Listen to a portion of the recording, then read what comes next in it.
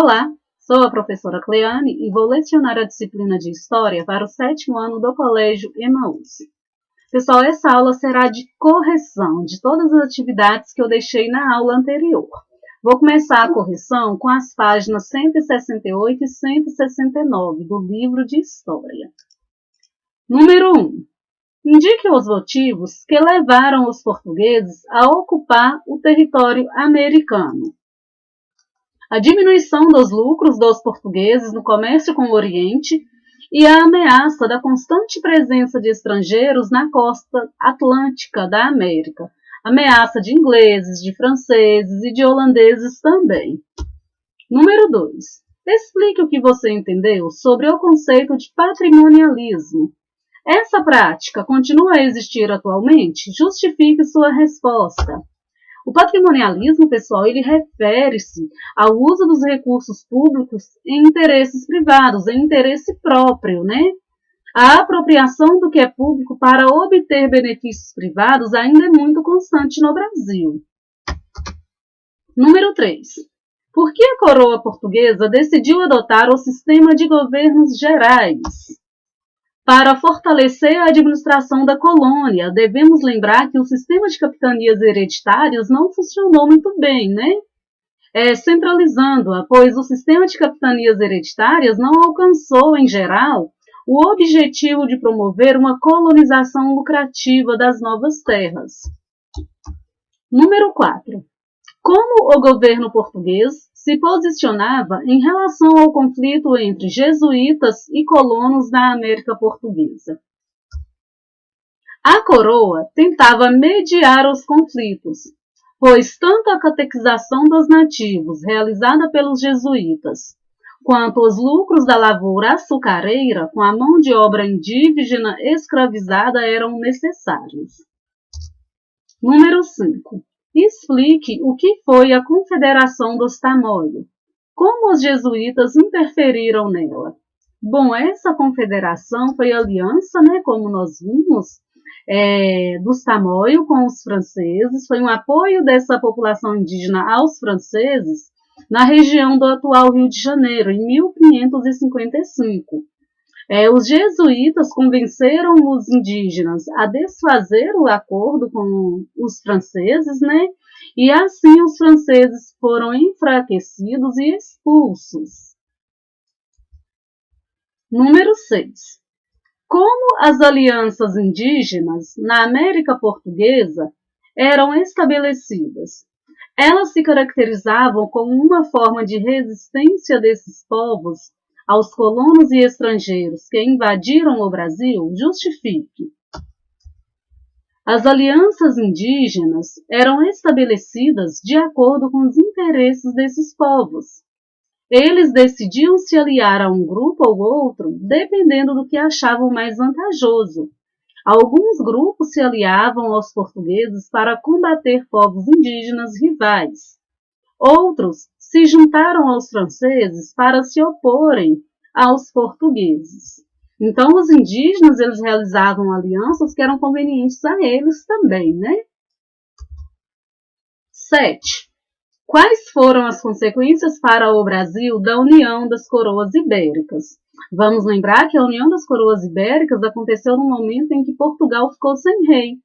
Então, o rei Filipe II da Espanha se sentiu no direito de governar Portugal e uniu as duas coroas, né? Criando assim a coroa ibérica.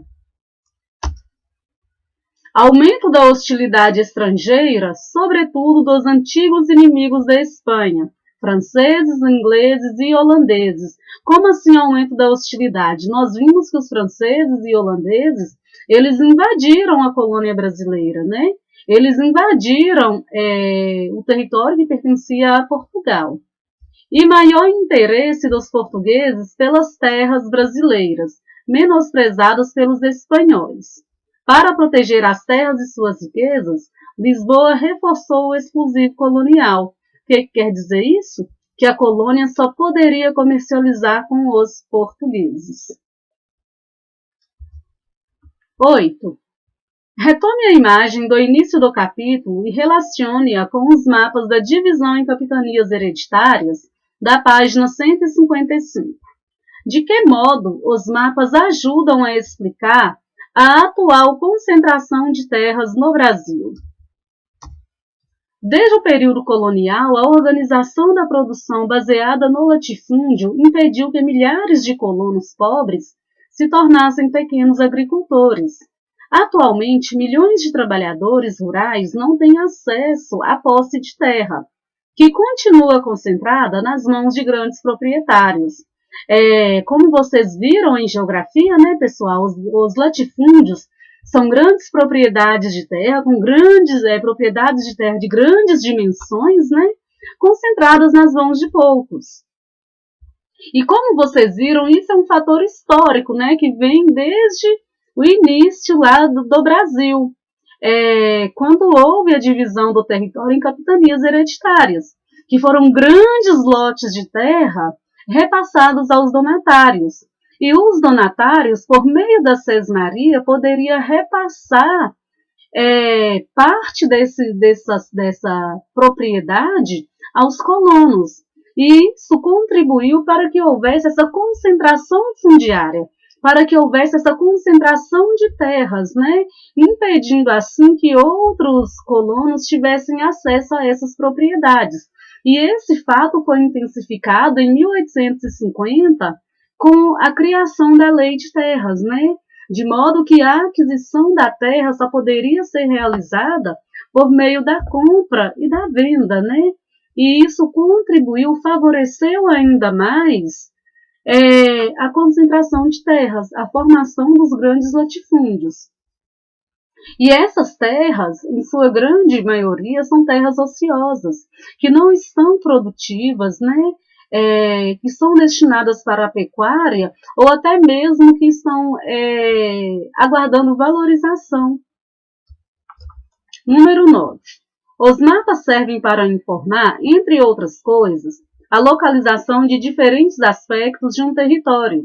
Desde o século XV, com a retomada das viagens marítimas de longa distância, os mapas europeus já davam informações sobre latitudes, correntes marítimas ideais para a navegação e áreas territoriais conhecidas. Analise o mapa Terra Brasilis, confeccionado no século XVI, sob a supervisão do cartógrafo oficial do Reino de Portugal, Lopo Homem, representando as terras encontradas pelos portugueses na América. É este o mapa, tá? Observem aqui que está sendo representado o litoral brasileiro.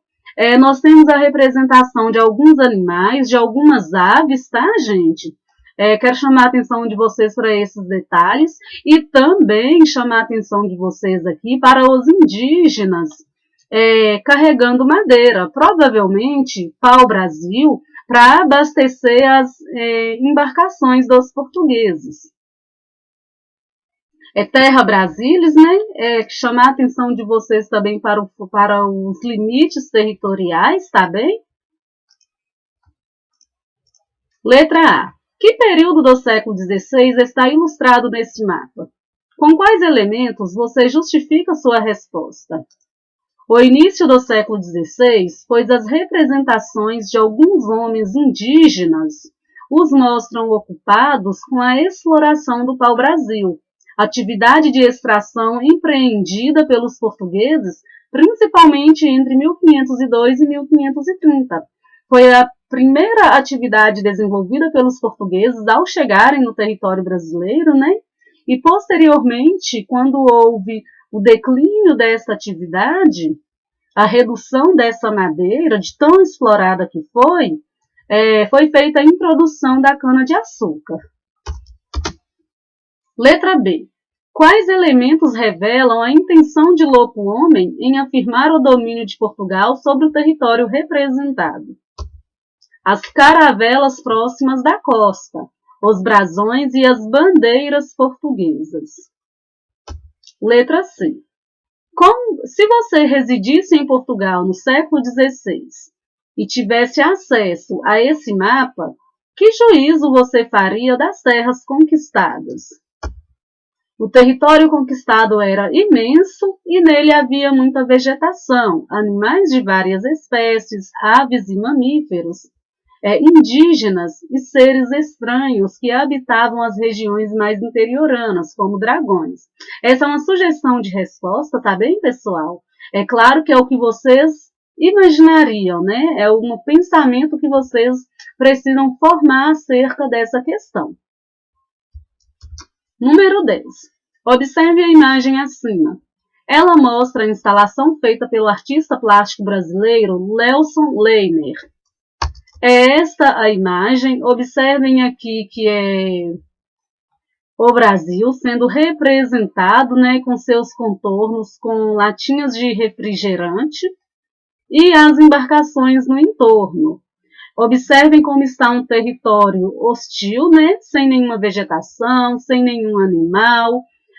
Parece um território mais degradado, né? Abandonado.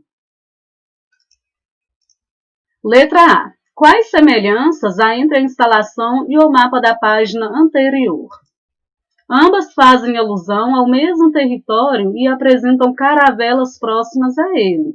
Os limites territoriais da colônia portuguesa não eram os mesmos do Brasil atual.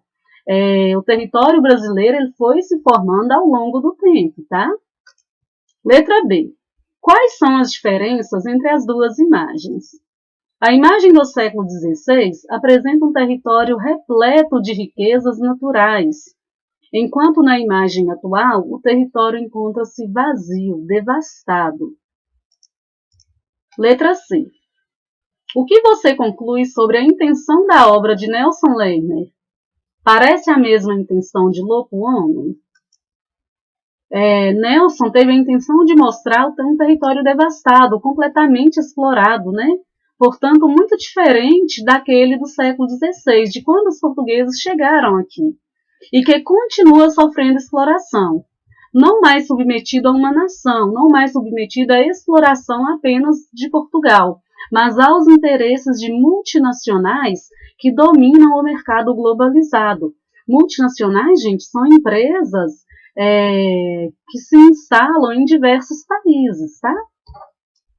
Número 11. A sátira é um estilo literário cheio de irreverência que ridiculariza instituições e costumes da sociedade. O trecho a seguir, extraído da obra de um autor contemporâneo, usa essa forma literária para criticar o sistema de doação de capitanias hereditárias no Brasil colonial. Leia-o e responda as questões. O enunciado já está falando para a gente sobre do que trata o texto, né? Então vamos passar direto para as questões. De acordo com a sátira, quais foram os critérios utilizados pelo rei de Portugal para distribuir as capitanias hereditárias e escolher seus donatários? A escolha dos donatários baseava-se no grau de vassalagem e babujagem, ou seja, na troca de favores e não na competência das pessoas. B. Segundo o texto, por que somente 2 capitanias prosperaram? Porque os donatários, em geral, nada sabiam a respeito da colônia e chegavam despreparados para ocupá-la. Agora nós vamos corrigir as atividades complementares, tá bem? Número 1. Por que a América Portuguesa foi dividida em 2 governos gerais? Para tentar tornar mais eficaz a administração da extensa colônia. Número 2.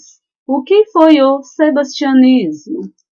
Uma crença que girava em torno do rei bom, que organizaria o reino e salvaria os portugueses das dificuldades que os assolavam.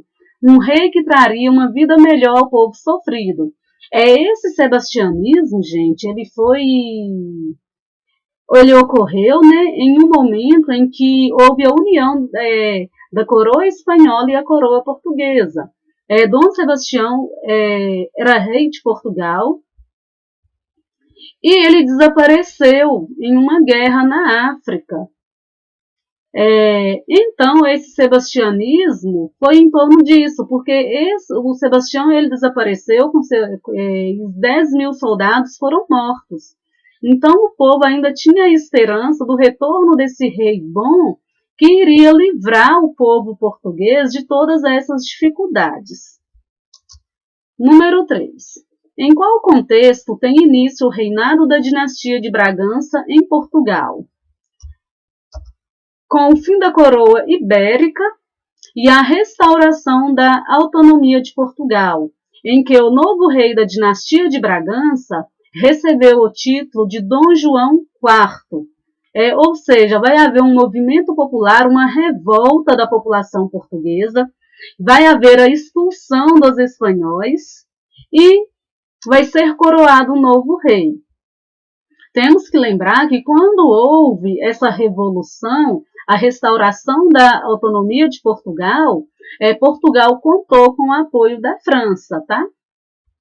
Bom, gente, finalizamos então a correção, né? Prestem bastante atenção nesses detalhes, façam anotações no caderno, tá? Porque é muita informação. Bons estudos para vocês, até a próxima aula e lembrem-se, juntos no caminho certo.